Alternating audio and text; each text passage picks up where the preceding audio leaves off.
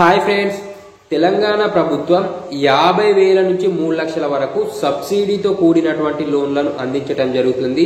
ఇది ఎవరికి ఇస్తారు, ఎక్కడ అప్లికేషన్ చేసుకోవాలి, అప్లికేషన్ చేసుకోవడానికి ఏం కావాలి అనేది ఈ వీడియో ద్వారా మనం తెలుసుకుందాం.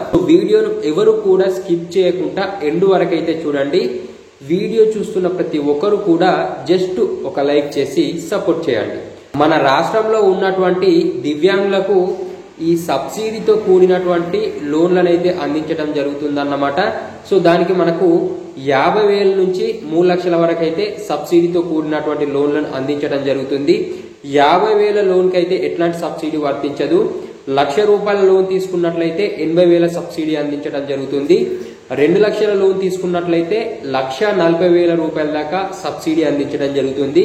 3 లక్షల వరకు లోన్ తీసుకున్నట్లయితే 1,80,000 అయితే సబ్సిడీ అందించడం జరుగుతుంది. అదే విధంగా దీనికి అప్లికేషన్ చేసుకోవాలి అనుకున్నట్లయితే వాళ్ళ వయసు వచ్చేసి మినిమం 21 సంవత్సరాల నుంచి 50 సంవత్సరాలు అయితే ఏజీ ఉండాలి. ఈ నెల 23 తారీఖు నుంచి ఆగస్టు 8 తారీఖు వరకు అయితే అప్లికేషన్ చేసుకోవచ్చు.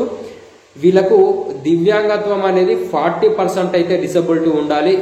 40% దివ్యాంగత్వం ఉన్నట్లయితేనే వీళ్ళు అర్హులు. సో దీనికి అప్లికేషన్ చేసుకోవడానికి కావాల్సిన ఏంటి అని చూసుకున్నట్లయితే వీళ్ళ యొక్క దివ్యాంగత్వ సర్టిఫికెట్, క్యాస్ట్ సర్టిఫికెట్, నివాస certificate, date of birth certificate, Aadhaar card, అదే విధంగా ఫోటోస్ ఏవైతే ఉంటాయో photos, date of birth certificate కూడా అప్లికేషన్ చేసుకోవడానికి అవసరమైతే పడటం జరుగుతుంది. దివ్యాంగుల వయోవృద్ధుల సంక్షేమ శాఖ దగ్గరికి వెళ్ళి మీరు తెలుసుకోండి.